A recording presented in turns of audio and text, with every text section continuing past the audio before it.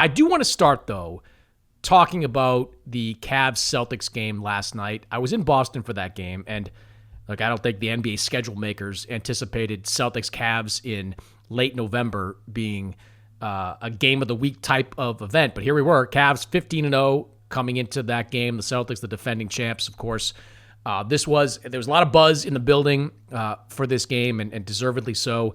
And look, I went not to see what Boston can do, because we know what the Celtics can do. Even without Kristaps Porzingis, they're elite. I wanted to see what the Cavs could do, to see if all these metrics matched up to the eyeball test. They're number one, I think, in offensive rating, offensive three-point shooting, point differential, a whole bunch of categories, slew of categories they're number one in. And look, in the first half, I'm like, well, looks like maybe same old Cavs. They're down 17 points at halftime. They can't make a three. Donovan Mitchell is struggling against the Celtics defense.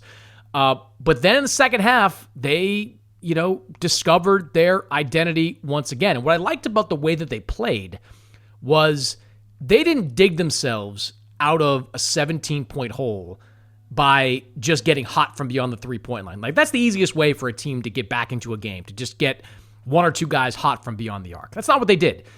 They played Cavaliers basketball. Yes, they are the number one team in the NBA in terms of three-point percentage at over 40%, but they're middle of the pack when it comes to volume. They're not a three-point chucking type of team. And they didn't get away from that identity. They went to the basket. They had 60 points in the paint. Evan Mobley had a phenomenal third quarter. Donovan Mitchell had a fantastic fourth. They had the lead down to 4 with under a minute remaining. Just couldn't quite close that last gap, thanks in part to Jason Tatum. And I thought Al Horford played some great minutes for Boston. But I walked away from that game believing that this Cavs team is, for now, a clear number 2 in the Eastern Conference, ahead of Milwaukee, ahead of Philadelphia, ahead of the Knicks. I walked away thinking this Cavs team is for real. What do you think? Yeah, I walked away with the same impressions. And I think part of this, in fairness, it's almost by deductive reasoning, because I know we'll get into this. The Philadelphia 76ers are a hot mess. They're having team meetings. The Milwaukee Bucks have underachieved, but Cleveland has shown that they're the real deal. I think the two stats that really epitomize that 15-0 start, and also what you're talking about, them, overcoming a slow start to, get down to 2 in the fourth quarter, is they have 10 players averaging at least 17 minutes a game. I mean, they have a deep rotation. 6 players averaging 10 points per game, too. It's crazy. Yeah, that was the other stat here. They have a lot of balance, and this isn't surprising because of their talent, because of how Kenny Atkinson is as a coach, dating back to his time in Brooklyn. I mean, he's a very strong offensive mind, and he's very keen on player development and tapping into, having a well-balanced team. But to put it all together, to have basically the second best run after the Golden State Warriors 2015-16 team, I didn't necessarily see that coming. Talking to people around the league before the season started, there was an optimism that Cleveland's going to be in the mix. There was an optimism that Kenny Atkinson would be, getting off to a really good start because of his strong coaching credentials. But I don't think anyone anticipated 15-0. But to their credit, they've obviously tapped into some of the familiar that we've seen last season, with Donovan Mitchell being Donovan Mitchell. But there have been question marks that we've discussed and others have discussed about, the fit with Donovan and Darius Garland. Same thing with Evan Mobley and Jared Allen. And, I think that Kenny's been able to, really maximize that group chemistry pretty well. Yeah. Let's stick with Atkinson there, because I was critical of the decision to fire J.B. Bickerstaff, because I thought J.B. Bickerstaff, having navigated that team out of the John Beeline rubble that they were in years before, and getting them to the second round of the playoffs, where they took a game off Boston before getting beat, I thought that warranted at least another go at it. Now, granted, there are other forces at play here, like locker room dynamics that maybe we're not all privy to, but he was successful. You can't argue the success of that team last year. JB, by the way, doing a terrific job in Detroit. That's another story. But so I didn't like it off the bat. But Kenny Atkinson has definitely added a layer to this team that they didn't have last year. You mentioned, going deep into that bench. Like, they're playing 10 guys. Like, that doesn't usually happen. Usually you're 8, maybe 9 guys deep at the highest level in the NBA. They're playing 10 guys. You're rolling guys out there like, all right, that's Ty Jerome. Let me look up who he is and see where he came from. Sam Merrill, we've known as a legit shooter. Like, it's kind of funny watching him and Sam Hauser kind of playing against each other. It's like that Spider-Man meme to a degree, but he is a high level 3-point shooter. Karis LeVert's having a very good year. They didn't have Dean Wade last night. It's another guy that's part of their rotation. Like, they're going 10 deep with these guys, and that's not only enabling them to be successful because these guys are playing well, but you're keeping Donovan Mitchell's minutes down. He's right around 30, 31 minutes per game. Got burned out a little more last night against the Celtics, but if you can keep him, at right around 30 as opposed to where he was at 34, 35 the last couple of years, that's going to be huge. People might say, like, oh, what's 4 minutes a game? Add it up. Like, add it up over an 75 to 80 game slate for a player. That means something. It's going to keep the wear and tear off him a little bit more throughout the regular season and going into the playoffs. So I think that's big. I think the further development of Evan Mobley under Atkinson has been significant.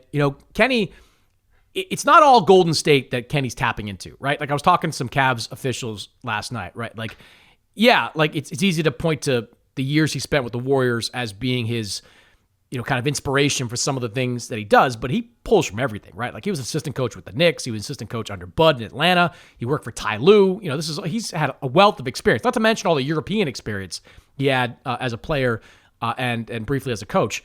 So he's pulling from a lot of different things, but Evan Mobley, kind of being that Draymond-y guy at the top of the key, for this team, and at least trying to be a 3-point shooter. Like, I watch Mobley, and nobody is as intimidating as Wembanyama, right? Like, you're not more aware of anybody more than Wembanyama in the NBA. But Mobley's like on that next cut, right? Like, where I watch like Jaylen Brown and Jason Tatum go to the basket, and where they'd ordinarily kind of go hard and attack the rim, they're pulling up and going like, oh, we got to make sure we know where Mobley is here. Mobley had a couple of blocks, contests on those guys. That was really impressive. So if he can just get a little more reliable with that 3-point shot. He missed a couple in the first half, open looks.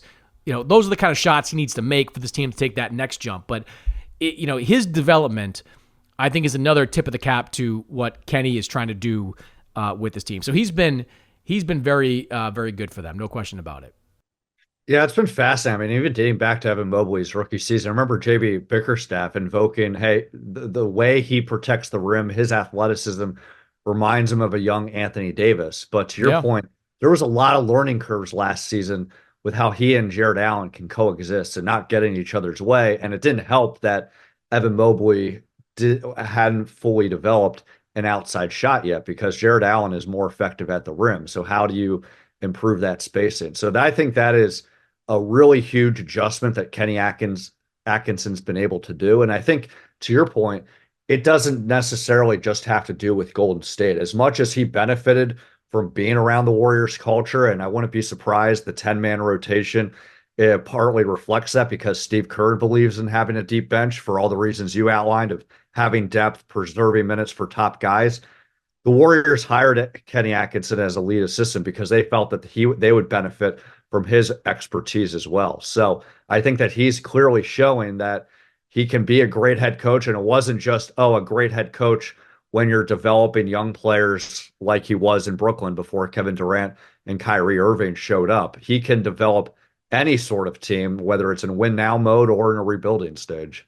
Yeah, no doubt about that. And look, the way that the Cavs adjusted in the second half against Boston, kind of matching their physicality, matching their force, they exposed something in Boston. Like the Celtics, I know Porzingis is going to be a difference maker when he comes back, but the Celtics are not big up front. They'll play Porzingis and Horford together at times, but they prefer to go kind of Tatum, Brown, White, and Drew Holiday. The way that the Cavs attack the basket, just chipping away at every lead the Celtics built, not overreacting to, a couple of threes that Boston made. And look, defensively, the Celtics shot 53% from three. It's a great number. But the Cavs are pretty happy with the fact they held the Celtics to 41 threes right? The Celtics they averaged like 51 coming into the game. They attempted 41 in this game, which is still a big number. But it's such a funny thing to think out loud. The Celtics only shot 41 threes, but to your point, in today's NBA, they've shot a lot more. It's crazy. They're a 50-plus average on the season, and what Kenny was saying to me and others after the game was like, we think, the way we defend, we can whittle away and chip away a few more. So if you can keep the Celtics in that like 36 threes range, even if they shoot a high percentage, they're beatable. Like, because they want to bombs away. They don't want to be shooting mid-range jump shots or even going to the basket for, contested twos. So they play again in 2 weeks. December 1st, their next game. I'm looking forward to seeing that matchup because that's going to be, I think, a ton of fun. All right, let's talk about